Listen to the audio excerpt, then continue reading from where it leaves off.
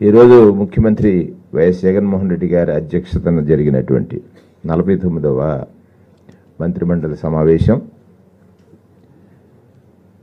ఒక ప్రత్యేక సమావేశం. ఈ రాష్ట్రంలో ఉన్నటువంటి నిరుద్యోగ యువతకి శుభవార్త. అలాగే ఈ రాష్ట్రంలో జనించినటువంటి విద్యను అభ్యసించదలిచినటువంటి విద్యార్థి లోకానికి ఒక సువర్ణ అధ్యాయానికి ప్రారంభించేటువంటి కీలక నిర్ణయాలు జరిగినటువంటి సమావేశంగా ఈ సమావేశాన్ని నేను అభివర్ణిస్తూ, ముందుగా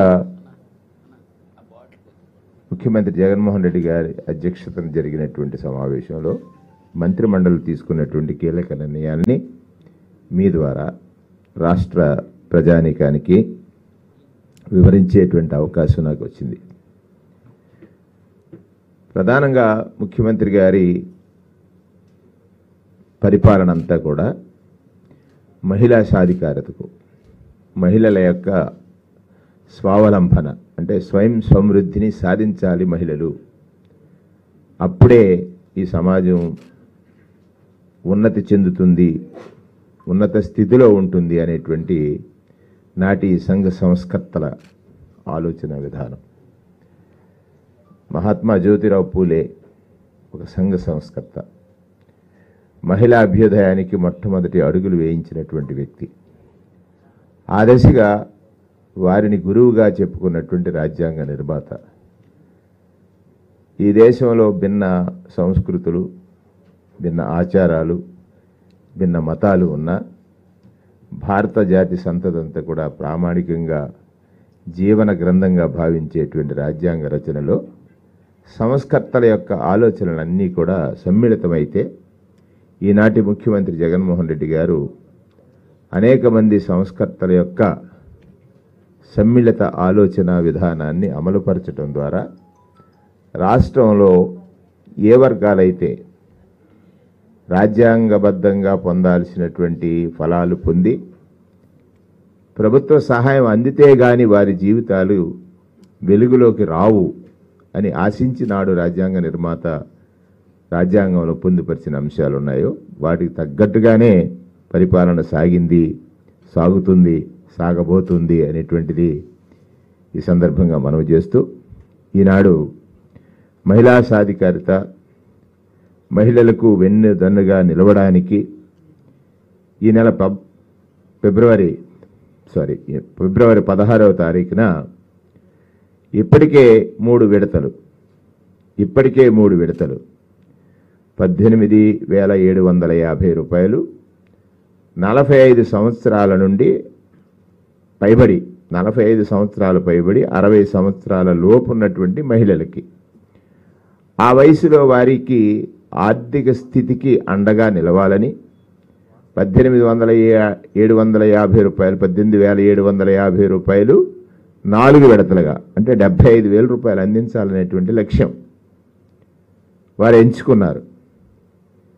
ఆనాడు చాలామంది ప్రతిపక్షాలు విమర్శ చేసినప్పటికీ కూడా చెప్పింది చేయటంలో మరెవరూ కూడా జగన్మోహన్ రెడ్డి గారికి సాటి రారు అన్నట్టుగా ఈ రాష్ట్ర ఆర్థిక పరిస్థితిపై అనేక ఆరోపణలు వచ్చినప్పటికీ, ఆర్థిక పరిస్థితిపై అనేకమైనటువంటి అసత్య ప్రచారాలు జరిగినప్పటికీ కూడా అవన్నీ కూడా పటాపంచలు చేస్తూ 4వ విడత మహిళలకు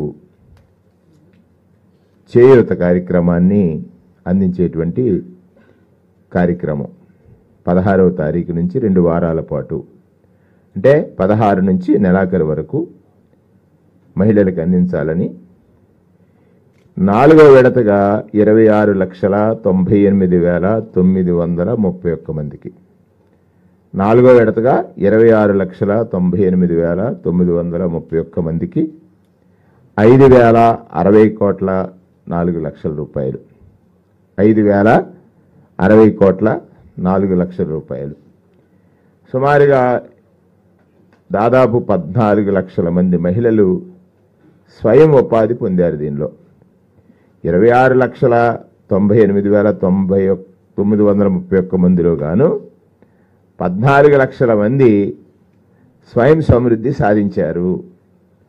అంటే నెలకి వారికి అదనపు ఆదాయం 7 నుంచి 10,000 రూపాయలు సంపాదించే స్థితికి ఎదిగారు. ఈ పథకంలో ఉన్నటువంటి ముఖ్య ఉద్దేశం అది ముఖ్యమంత్రి గారిది. ఏ విధంగా వారు చిరు వ్యాపారులుగా మారారు. వారికి 18,750 రూపాయలు సంవత్సరానికి వారి ఖాతాల్లో నేరుగా వేయటం ద్వారా 75,000 రూపాయలు అంటే అదనంగా బ్యాంకుల్లో వారు అప్పు తీసుకుని చిరు వ్యాపారులు అంటే మన దగ్గర ఉన్నటువంటి వ్యాపార దిగ్గజాలు అనేక మంది ఉన్నాయి. ప్రొక్టర్ అండ్ గ్యాంబుల్ ఉంది, ఐటీసీ ఉంది, రిలయన్స్ ఉంది, అలాగే గొర్రెల పెంపకము, మేకల పెంపకము, కోల్డ్ పెంపకము, పాడి ద్వారా ఆదాయ సముపార్జన ఇవన్నీ సాధించడం ద్వారా వారందరూ కూడా సుమారు 7 నుంచి 10,000 అదనపు ఆదాయం పొందే మహిళలుగా ఈ స్వయం సమృద్ధిని సాధించారని చెప్పడానికి నేను ఆనందాన్ని వ్యక్తం చేస్తా ఉన్నాను. ఈ పథకం ఆగస్టు 12, 2020 మొదటి విడత 24,11 మందికి 24,11 మందికి 4,500.2 కోట్లు 4,500 కోట్ల 2 లక్షల రూపాయలు పంపిణీ చేశాం.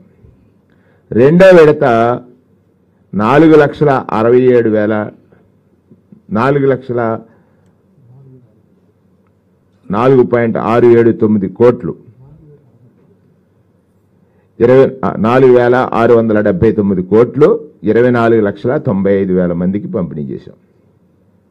మూడో విడత 26,39 మంది మహిళలకు 4,949 కోట్లు పంపిణీ చేశాం. అంటే ఇప్పటి వరకు 4 విడతలు కలిసి 26,98,000 మంది ఎస్సీ, ఎస్టీ, బీసీ మైనారిటీలకు సుమారు మొదటి విడత 4,502 కోట్లు 4,500.2 కోట్లు, రెండో విడత 4,679 కోట్లు, మూడో విడత 4,949 కోట్లు, నాలుగో విడత 5,060.4 కోట్లు. వెరసి మొదటి విడత 24 లక్షల మందికి ఇస్తే, రెండో విడత 24,95,000 మందికి ఇస్తే, మూడో విడత 26,39,000 మందికి ఇస్తే, నాలుగో విడత 26,90,000 అంటే సుమారు 27 లక్షలు 26,98,931 కోట్లు. ఈ సంఖ్యలు నేను ఎందుకు చెప్తున్నానంటే చాలాసార్లు పత్రికల్లో ప్రతిపక్షాలు ఇవి చేయూత తగ్గిపోయింది, మొదటి విడత ఎక్కువ ఇచ్చారు, రెండో విడత తక్కువ ఇచ్చారు, మూడో విడత ఇంకా తగ్గింది, నాలుగో విడత ఇంకా తగ్గింది. ఇది వాస్తవ లెక్కలు. అంటే 24 లక్షలతో ప్రారంభమైనటువంటి చేయూత మహిళా మహిళలు, అందులో ఎస్సీ, ఎస్టీ, బీసీ మైనారిటీలు ఇవాళ 26 లక్షలు అంటే సుమారు 3 లక్షల మందికి అదనంగా ఇచ్చాం. 4,500 కోట్ల రూపాయలు ప్రారంభమైతే ఇవాళ 5,060 కోట్ల రూపాయలు ఇచ్చాం. అంటే ఇప్పటిదాకా ప్రతిపక్షాలు చేసినటువంటి ఆరోపణలలో సత్యదూరము. ఇప్పటి వరకు ప్రతిపక్షాలు చేయూత కార్యక్రమం పైన చేసిన ఆరోపణలు సత్యదూరమైనటువంటివి అని మీ ద్వారా ఈ రాష్ట్ర ప్రజానీకానికి అందరికీ కూడా మనవి చేస్తూ ఉన్నాను. అంటే రోజు ఏదో ఒక అసత్యమైనటువంటి ప్రభుత్వం మీద విమర్శ చేయొచ్చు, కానీ అది సహేతుకమై ఉండాలి. విమర్శ చేయొచ్చు, అది వాస్తవమైన ఉండాలి. ఈ రెండింటికి దూరంగా ఇప్పటిదాకా జరిగిన విమర్శలన్నీ ఉన్నాయని, వాటన్నిటినీ పటాపంచలు చేస్తూ వాటన్నిటికీ ఒకే ఒక సమాధానం. మొదటి విడత 24 లక్షల మందికి 24,11,000 మందితో ప్రారంభమైన చేయూత కార్యక్రమం, 4,500 కోట్లతో ప్రారంభమైనటువంటి చేయూత కార్యక్రమం నాలుగో విడతకు వచ్చేసరికి వాళ్ళ ఎలిజిబిలిటీ పెరిగింది. ఇక్కడ ఏదో ఒక ఫిక్స్డ్గా కాకుండా ఎవరికైతే అర్హత వచ్చిందో వారందరికీ కూడా ఇవ్వాలి, సహాయం చేయాలనేటువంటి ప్రభుత్వ దృక్పథం ఇందులో వాస్తవంగా కనపడింది. 26,98,931 అంటే సుమారుగా 26,99,000 అంటే 27 లక్షల మందికి 5,060.4 కోట్ల రూపాయలు పంపిణీ. ఈ 4 విడతల్లో మహిళలకి 19,188 కోట్ల రూపాయలు చెల్లించాం. 19,188 కోట్ల రూపాయలు చెల్లించాం. ఇప్పటికే 26 లక్షల్లోనూ 14 లక్షల మంది స్వయం సహాయకంగా స్వయం సమృద్ధి సాధించారు. ఒక్కొక్క ఇంటికి 7 నుంచి 10,000 ఆదాయం ఒక్కొక్క మహిళ అదనంగా సాధించడం అనేటువంటిది ఇది నిజమైనటువంటి